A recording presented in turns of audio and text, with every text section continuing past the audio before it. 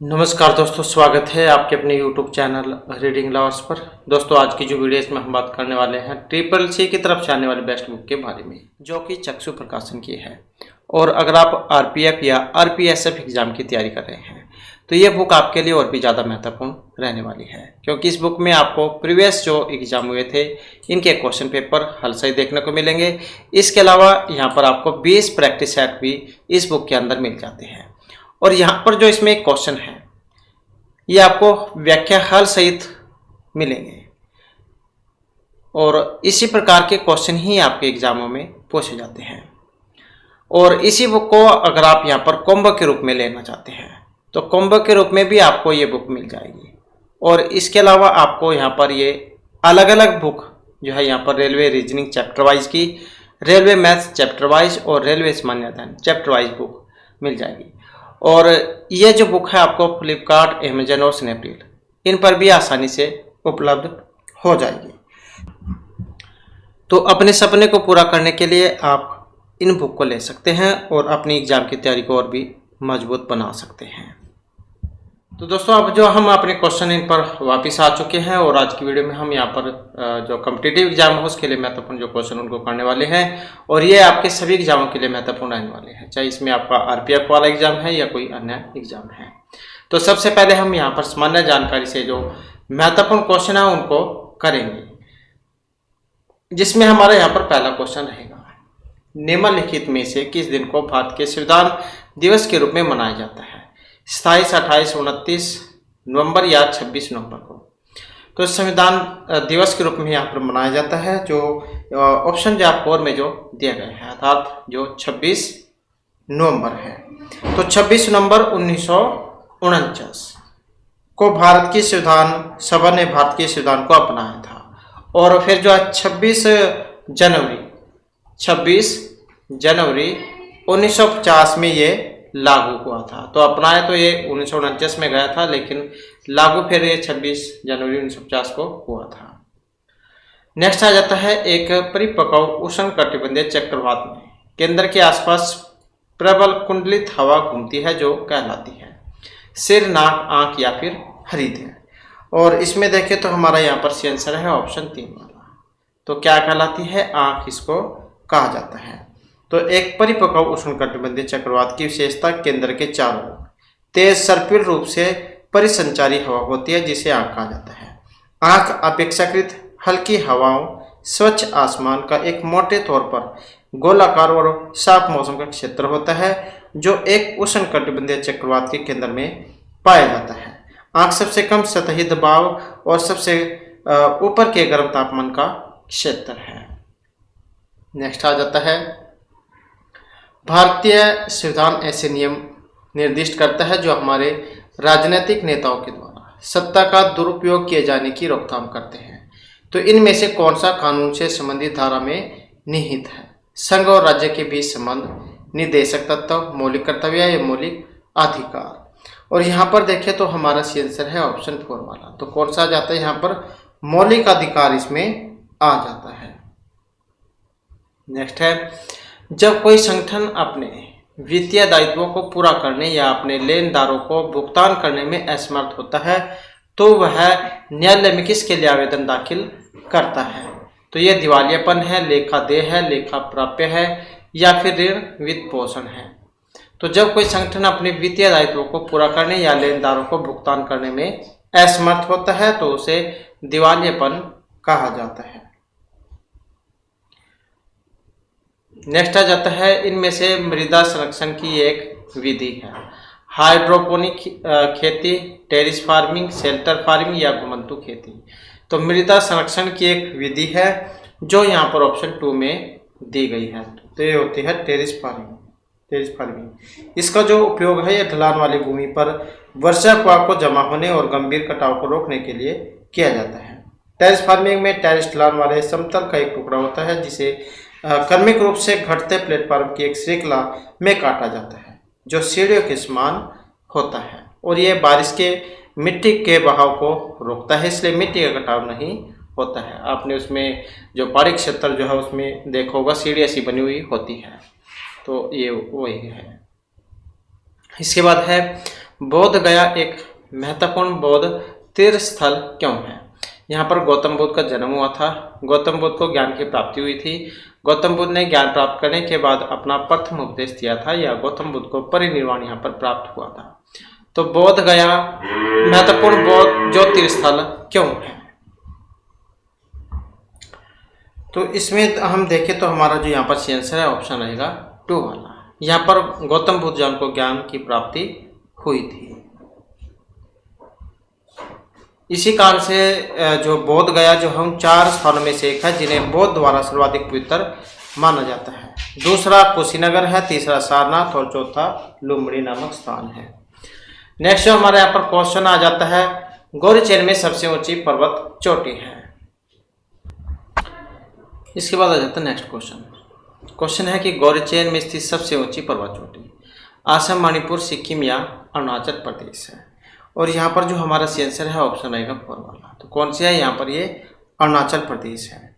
और यहाँ पर जो 6858 मीटर की ऊंचाई के साथ गौरीचैन चोटी अरुणाचल प्रदेश की सबसे ऊंची चोटी है। और ये जो पर्वत जो है यहाँ पर तवांग जिले में स्थित है। नेक्स्ट आ जाता है छोटा नागपुर के आदिवासियों के द्वारा इनमें से किसको दीकू कहा जाता था? गुलाम, योद्धा, सिकाऊ या बाहरी व्यक्ति को?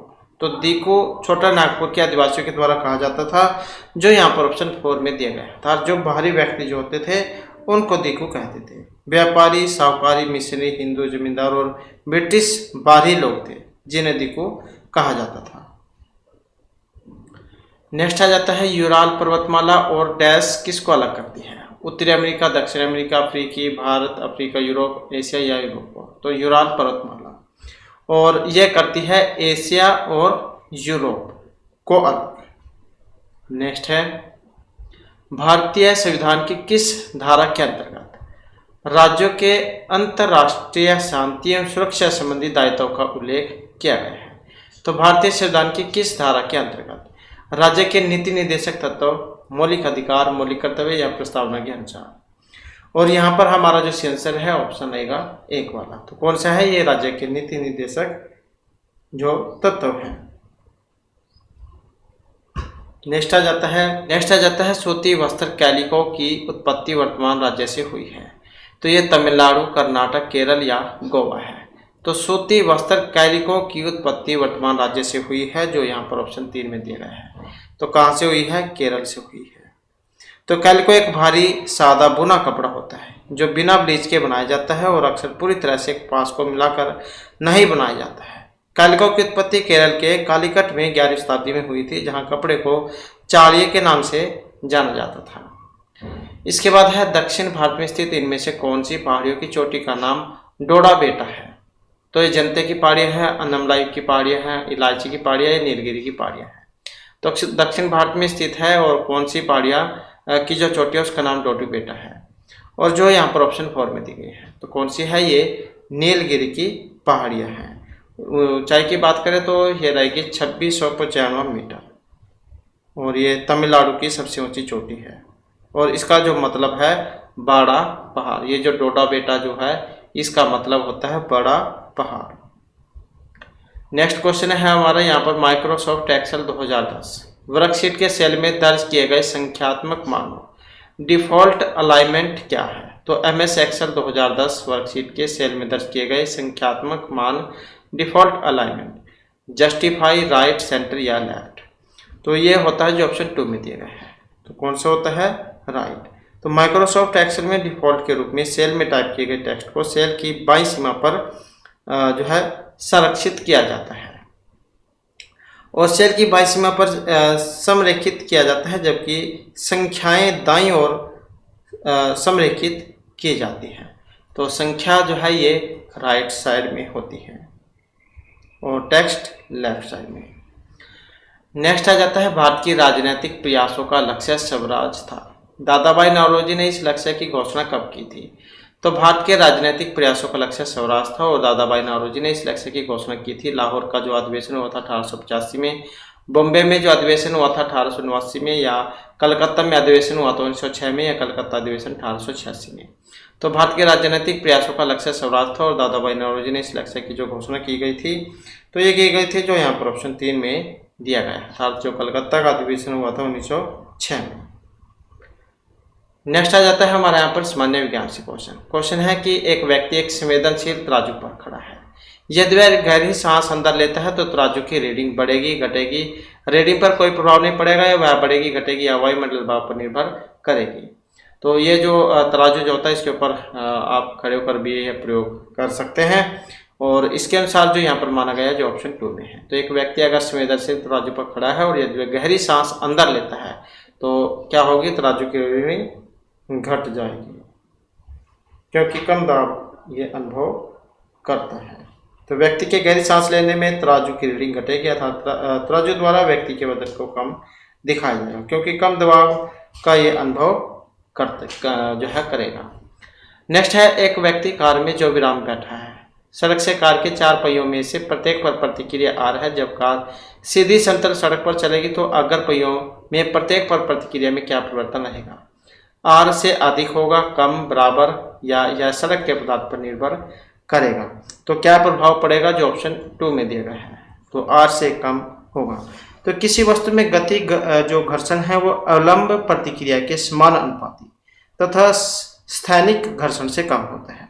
बॉल बेरिंग का उपयोग वाहनों में सर्पी घर्षण का लाटेनिक घर्षण में बदलने के लिए प्रयोग किया जाता है।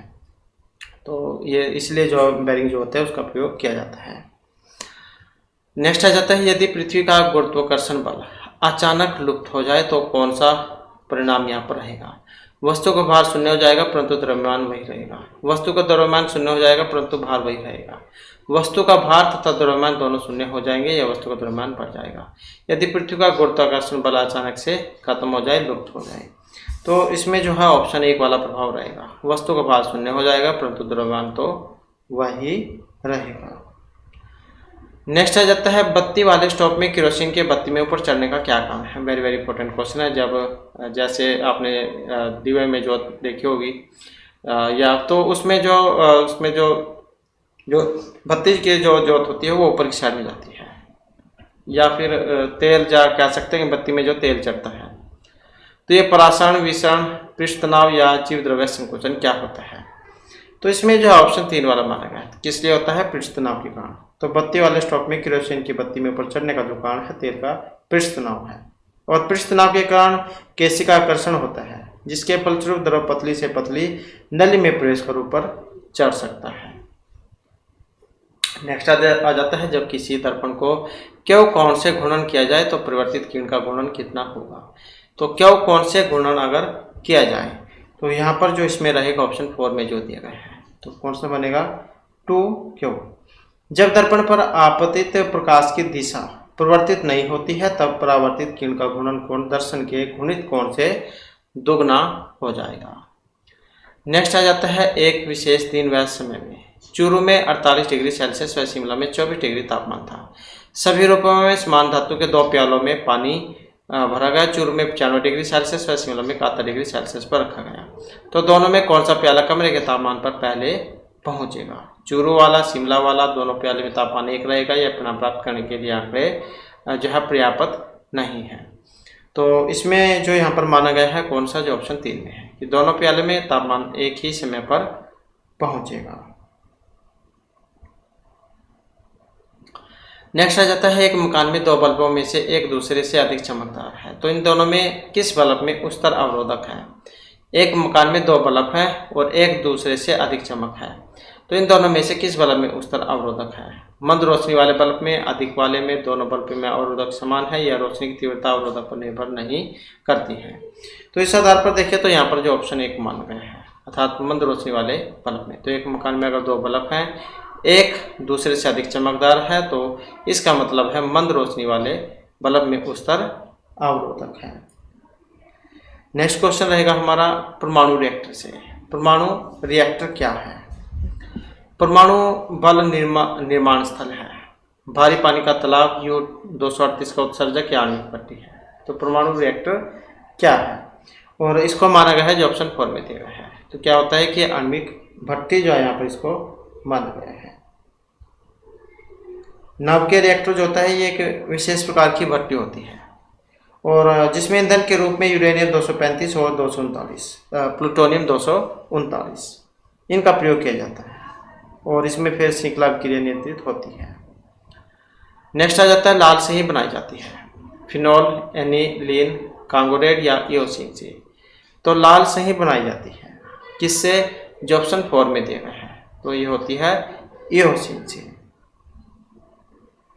नेक्स्ट आ जाता है इनमें से किसकी वुड सिप्रिट कहा जाता है? तो वुड सिप्रिट कहा जाता है मेथिल अल्कोहल को, एथिल अल्कोहल, एथिलीन ग्लाइकोल या ग्लिसरॉल को। तो वुड सिप्रिट यहाँ पर कहा जाता है जो ऑप्शन 1 में दी गई है। तो कौन सा होता है? Methyl alcohol. तो ये एक रंगहीन द्रव्य है जो कि जल में हर अनुपात में घुलनशील होता है और मिथेनॉल या मेथिल अल्कोहल को वुड सिप्रिट के नाम से भी जाना जाता है। इसके बाद है आयोडीकृत लवण में रहता है। तो इसमें क्या होता है? मुक्त आयोडीन, कैल्शियम आयोडाइड, मैग्नीशियम या पोटेशियम आयोडाइड आयोडीकृत लवण में रहता है। तो इसमें क्या होता है? तो इसमें होता है पोटेशियम आयोडाइड। नेक्स्ट क्वेश्चन है समुद्री जल को शुद्ध जल में किस प्रक्रिया के द्वारा बदला जा सकता है? वेरी वेरी इंपॉर्टेंट क्वेश्चन है। प्रस्वेदन के द्वारा, उत्प्लवन के द्वारा, विद्युत पृथक्करण के द्वारा या उत्क्रम परासकरण के द्वारा। तो समुद्री जल को शुद्ध कौन सी विधि के द्वारा किया जाएगा? और जो ऑप्शन 4 में यहाँ पर दी गई है तो कौन सी है? उत्क्रम परासकरण विधि। तो उत्क्रम परासकरण छनन विधि के द्वारा जल शोधन की एक विशिष्ट प्रक्रिया है और इस विधि में समुद्री जल को शोध किया जाता है। नेक्स्ट है कीट संवर्धन क्या है? कीटों की वृद्धि करने का विज्ञान, जंतुओं के अध्ययन का विज्ञान, मछलियों के या कीटों को मारने का विज्ञान है कीट संवर्धन। तो क्या होता है? ये है जो ऑप्शन 2 में दिया गया है, जंतुओं के अध्ययन करने का विज्ञान। तो इसको कह देते हैं। नेक्स्ट जो हमारे यहाँ पर क्वेश्चन कीट है। तो कीट जो है यहाँ पर जो ऑप्शन 1 में है ये वाला है, यहाँ पर ये कीट की वृद्धि वाला, कीट में समृद्धि, कीट में वृद्धि। इसके बाद है आधुनिक मनुष्य के हाल का पूर्वज। जावा मनुष्य, क्रो-मैग्नोन, निएंडरथल मानुष या पेकिंग मानुष आधुनिक मनुष्य के हाल का पूर्वज है, जो यहाँ पर ऑप्शन 2 में दिया गया है, क्रो-मैग्नोन। नेक्स्ट आ जाता है नीलगाय निम्न कुल में आती है, गाय, भेड़, बकरी या हिरण वर्ग में। तो नीलगाय कौन से वर्ग में आती है? और ये आती है हिरण वर्ग में। नेक्स्ट क्वेश्चन रहेगा। तो इसके बाद हमारे यहाँ पर जो रीजनिंग के क्वेश्चन आ जाते हैं, तो जिसमें क्वेश्चन है कि जैसे कन्वर्ट है इसको इस कोड में लिखा जाता है। तो ये जो फॉर्चून जो है इसको इस कोड में लिखा जाता है, तो इसका बताना है तो कौन से वाला कोड जो यहाँ पर चला हुआ है। तो इसके लिए जो हमें जैसे ये लिख दिया गया है यहाँ पर CONVERT और इसी के नीचे जो आपने ये कोड जो दिए गए हैं 34, 14 और 22, फिर ये 21, ये क्या है 820। तो 34, 14, 22, 21, 820। तो ये जो कोड यहाँ पर दिए गए हैं, तो इसी प्रकार से पहले इसके बारे में पता होना चाहिए, तभी इसके बारे में पता होगा और फिर इसी से ये हल होगा। तो इसी प्रकार से यहाँ पर जो ये कोड है फॉर्चून, ये इसके नीचे लिख लेने हैं। तब यहाँ पर फिर आप इसमें देख सकते हैं तो ए का कोड इसमें कौन सा है, तो फिर वही जो आपने संख्या यहाँ पर इसमें लिख लेनी है, तो इससे जा फिर ये पता लग जाएगा। तो यहाँ पर जो है इसमें तो यहाँ पर जो हम इनका जो कोड है उसको लिख लेते हैं ताकि आपको सही से जो है यहाँ पर इनके बारे में पता लग जाए। तो जैसे यहाँ पर C है, C का जो कोड है ये 3 है, O का कोड यहाँ पर 4 है, N का कोड यहाँ पर 14 है, V का जो कोड है यहाँ पर 22, E का कोड 2 है, R का कोड 18 और 20 जो है यहाँ पर T का कोड है। तो इसी प्रकार से आपने ये लिख लेना है और इसके नीचे फिर वही संख्या आपने देख लेनी है जो यहाँ पर है। तो जैसे C है, C का कोड 3 है और तो इसी प्रकार से देख लेनी है और इसके आधार पर देखिए तो ऑप्शन 1 वाला इसका बनेगा। तो यहाँ पर वावल भी देख सकते हैं A, E, I, O you. तो इनका कोड 1, 2, 3, 4 और 5 है। तो इस प्रकार से आप क्या ये देख सकते हैं। नेक्स्ट आ जाता है 4 अक्षर समूह दिए गए हैं जिनमें से 3 अक्षर संगत हैं और एक अलग है। तो अलग वाला जो आपने यहाँ पर बताना है। अलग देखिए तो कौन सा है, यहाँ पर जो ऑप्शन 4 में दिए गए हैं X, V, Y, S। क्योंकि यहाँ पर देखें तो Q से O, तो इसमें 2 अल्फ़ाबेट हैं। O से R में 3 है, प्लस के 3, और R से M इसमें जब वैसे ही -5 है, मतलब यहाँ से M से R या 5 है, 5 जो वर्ड अल्फ़ाबेट वो आ जाते हैं। इसी प्रकार से यहाँ पर इसमें है, इसमें भी -2 है, मतलब 2 कम हो रहे हैं, और D से G में 3 आ जाते हैं बीच में, और ऐसे ही फिर यहाँ पर जो G से B में इसमें 5 है। B से अगर हम G इधर साइड में चलते हैं ऐसे, तो ये ऐसे है। तो इसी प्रकार से देखें तो 2, 3, 5 जो है यहाँ पर आ जाता है। लेकिन जो यहाँ पर ये X, V, Y जो दिए गए हैं इसमें 2, 3 और 6 आते हैं, तो इसी कारण से ये अलग है। नेक्स्ट है दिए गए कथन निष्कर्ष को ध्यानपूर्वक पढ़े। तो यहाँ पर कथन और निष्कर्ष वाला क्वेश्चन है ये। तो यहाँ पर क्वेश्चन है कि सभी जो लड़कियाँ हैं, सभी जो लड़कियाँ हैं, लड़कियों के लिए हम लिख लेते हैं, सभी लड़कियाँ क्या हैं, बोतल हैं। बोतल के लिए हम बी लिख लेते हैं। तो सभी लड़कियां बोतलें हैं, सभी बोतलें पर्दे हैं, सभी बोतलें क्या है, पर्दे हैं। तो ये जो क्वेश्चन है कि सभी पर्दे बोतलें हैं। अब सभी जो यहाँ पर ये पर्दे हैं, ये बोतलें हैं, तो सभी पर्दे बोतलें हैं। क्या यहाँ पर अगर हम देखें, क्या सभी पर्दे बोतलें हैं, तो सभी नहीं हैं। कुछ बोतलें लकड़ियां हैं, कुछ बोतलें लकड़ियां, क्योंकि लकड़ियां जो है यहाँ पर सभी जो लकड़ियां हैं वो बोतलें हैं, तो इसका मतलब कुछ बोतलें लकड़ियां हो सकती हैं। तो इस आधार पर देखें तो ऑप्शन 2 जो हमारा यहाँ पर सी आंसर इसमें रहेगा। इसके बाद आ जाता है नेक्स्ट क्वेश्चन। हमारा क्वेश्चन है उस विकल्प का चयन करें जिसका तीसरे अक्षर समूह से वही संबंध है जो दूसरे अक्षर समूह का पहले अक्षर समूह से है। तो पहले इसके बारे में हमें पता होना चाहिए। तो यहाँ पर अगर देखें तो ये जो अल्फ़ाबेट जो दिए गए हैं इनको उल्टा करके लिखा गया, जैसे FGY, मतलब यहाँ पर ये सीधा है, यहाँ पर इसी का उल्टा कर दिया गया है। इसी आधार पर देखें तो यहाँ पर जो शुरू में है वो यहाँ पर लास्ट में चला जाएगा। तो इसी आधार पर देखें तो ऑप्शन 2 वाला जो है इसका फिर बनेगा। नेक्स्ट आ जाता है उस विकल्प का चयन करें जिसका तीसरी से संख्या से वही संबंध है जो दूसरी का पहली से है। तो पहले इसका हमें पता होना चाहिए किस तरीके से बनाई गई है। तो इसमें अगर हम देखें तो 8 गुणा में 9 और 7 में 1 यहाँ पर जोड़ा गया है, 9 72 और 1 73 जैक किया गया है। इसी आधार पर फिर हम इसमें भी देखें तो 9 में देखें तो 9 गुणा में 10 और 7 में 1 जोड़ें तो 90 और 1 91 हो जाते हैं, जो यहाँ पर ऑप्शन 4 में दिया गया है। रीजनिंग जो होती है उसे किसी भी तरीके से दिया जा सकता है। नेक्स्ट आ जाता है यहाँ पर भी जो है क्वेश्चन मार्क चाहिए, इसके स्थान पर आपने बताना है यहाँ पर क्या बनेगा। तो यहाँ पर भी पहले इनके बारे में हमें पता होना चाहिए किस तरीके से दिए गए हैं। यहाँ पर देखें तो STU, यहाँ पर UVWXY, तो दो जो है यहाँ पर अल्फ़ाबेट इसमें आ रहे हैं। तो इसी तरीके से अगर हम यहाँ पर नेक्स्ट में देखें तो यहाँ पर भी LMN, इसी प्रकार से यहाँ पर इनमें देखें तो यहाँ पर भी सेम वही स्थिति है, दो वाली। तो इसी आधार पर अगर हम नेक्स्ट में यहाँ पर देखें तो कौन सा आएगा, यहाँ पर ऑप्शन 1 वाला है APK,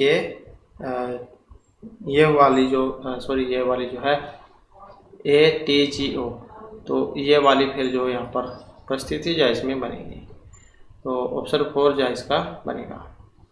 नेक्स्ट आ जाता है यहाँ पर इसको डिक्शनरी के अनुसार आपने लगाना है सही क्रम में। तो यहाँ पर देखें तो TH यहाँ पर सभी में दिया गया है।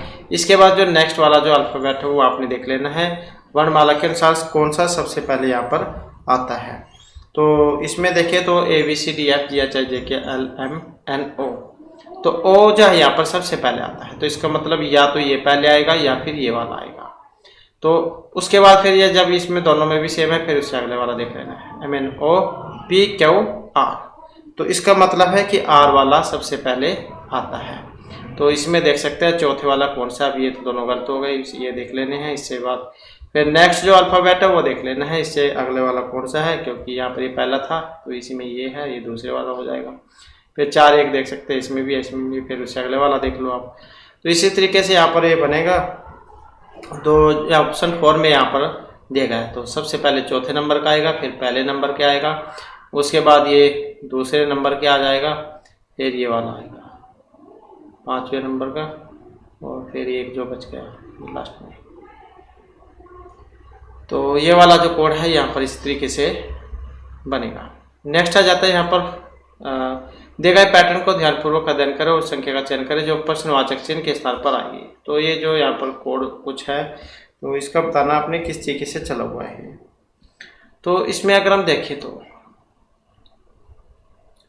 कौन सा कोड यहाँ पर चला हुआ है, तो इसमें जो है 46 और 7 में 17 अर्थात 63 हुए हैं। इसी प्रकार से नेक्स्ट में है 62 और 7 में 14 76 हुए हैं। और इसी प्रकार से तीसरी पंक्ति में, तो तीसरी पंक्ति में फिर वैसे ही 54 और 7 में 9 63 हो जाएंगे। तो यहाँ पर किस तरीके से किया गया है, यहाँ पर हो सकता है आपकी समझ में नहीं आया हो, तो यहाँ पर क्या तरीका इसका अपनाया गया है। तो यहाँ पर जैसे 23 था, 23 को 2 से गुणा की गई है, उसके बाद जो 34 है 34 को 2 से भाग किया गया है, 23 दूनी 46 और 34 इसका हो जाएगा 17। तो इस प्रकार से जो यहाँ पर इसका बनेगा 63। इसी प्रकार से नेक्स्ट यहाँ पर है और इसी आधार पर फिर ये हल किए गए हैं। तो जो ऑप्शन 3 में यहाँ पर आया है तो 76 या फिर यहाँ पर इसमें आएगा। नेक्स्ट आ जाता है जब दर्पण को निम्नलिखित चित्र के अनुसार XY पर रखा जाता है तो दिए गए संयोजन का सही दर्पण जो प्रतिबिंब वो आपने बताना है। तो जैसे यहाँ पर ये शीशा दिया गया है, इसके सामने जब हम कुछ वर्डों पर रखते हैं तो कैसे वो आपको दिखाई देंगे। तो उसके पास में जो होता है सबसे लास्ट में चला जाता है और उल्टा भी हो जाता है, और जो सबसे पहले है यहाँ सबसे लास्ट में वो सबसे पहला आ जाएगा, सबसे पहले वाला लास्ट में चला जाएगा, उल्टा हो जाएगा। तो इस आधार पर अगर हम देखें आकृति में आप देख सकते हैं कौन सा वाला आपको दिखाई दे रहा है। तो ये तो पहले ही गलत हो जाते हैं। इसके बाद जो ऑप्शन 1 और 2 आ जाता है यहाँ पर, तो इसमें देख सकते हैं यहाँ पर ये इस तरीके से है और ये इस तरीके से है। तो ये तो इसी का सीधा मतलब उल्टा है, लेकिन जो शीशा जो होता है उसमें आकृति उल्टी तो होगी लेकिन पलट भी जाती है, जो ऑप्शन 2 में जैसे यहाँ पर दिखाई गई है। इसके बाद है निम्नलिखित विकल्प में से वह शब्द चुनिए जो दिए गए शब्द अक्षरों का प्रयोग करके नहीं बनाया जा सकता। तो एक जो वर्ड जो है यहाँ पर इसमें अल्फाबेट वो मिस है, तो कौन से वाला है यहाँ पर देखें तो जो N है, तो N आपको इसमें कहीं भी देखने को नहीं मिलेगा। तो इसके का मतलब है कि यही जो है इससे नहीं बनाया जा सकेगा। इसके बाद आ जाता है नेक्स्ट हमारा, नेक्स्ट जो है इसमें हमारी जो इंग्लिश ग्रामर ये आ जाती है। तो यहाँ पर देखिए the following sentence has been given in reporting speech, change this into direct speech, mark the correct option from the choice given. Manish said that he was busy then. तो जब हम इसका बनाएंगे तो क्या बनेगा, तो यहाँ पर अगर हम देखें तो मनीष सेड दैट, तो मनीष सेड, तो क्योंकि हल किया हुआ है तो जब हम इसको बदलेंगे तो इंटरेक्ट करेंगे तो क्या बनेगा, तो इसका बनेगा Manish said I am busy now. ये ही जो इसके अनुसार बदलेगा, यहाँ पर आई हो जाएगा जो यहाँ पर ऑप्शन 1 में दिए गए हैं। तो इसका यहाँ से नहीं पता लगता है, तो यहाँ से आप बना के देख सकते हैं मनीष सेड दैट, और आई इसके अनुसार चेंज होगा ही, और एम बाद में बिजी नाउ। तो यही जो इसका बनेगा। इसके बाद आ जाता है यहाँ पर fill in the blanks using correct tense. तो ये टेंस है यहाँ पर, I dash my exercise when Hari came to see me. तो यहाँ पर हैड डन आएगा, डिड हैव डन या विल हैव डन, कौन सा आएगा इसमें। तो I my exercise when Hari came to see him. तो यहाँ पर क्या है, केम आया है, तो यहाँ पर कौन सा बनेगा, तो जो ऑप्शन 1 में दिया गया है, I had done my exercise when Hari came. तो वेरी वेरी वेरी इंपॉर्टेंट कह सकते हैं कि जैसे डॉक्टर आने से पहले, जब डॉक्टर आया तो पेशेंट मर चुका था, या जब वह स्टेशन पहुंचा तो ट्रेन जा चुकी थी। इस प्रकार से बहुत सारे सेंटेंस जो है इसके आते हैं।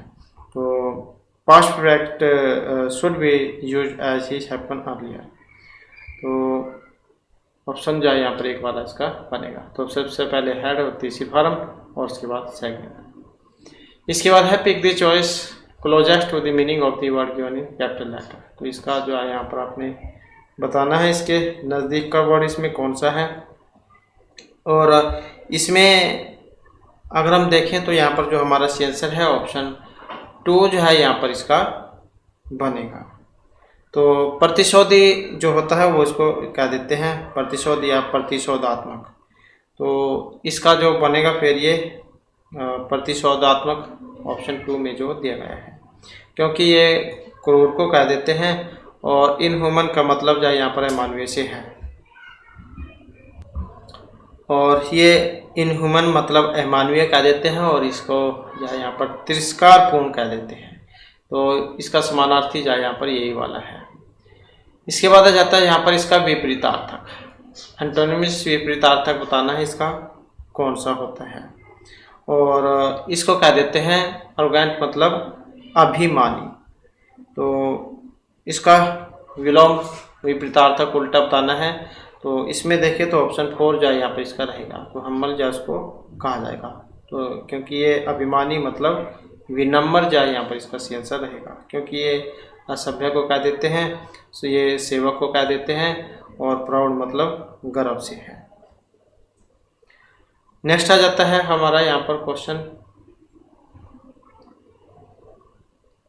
तो इसके बाद फिर जो हमारे यहाँ पर जो हिंदी जो है, हिंदी ग्रामर के क्वेश्चन आ जाते हैं, और जिसमें हमारा पहला क्वेश्चन है अवगाहन शब्द का जो समानार्थी है इनमें कौन सा है।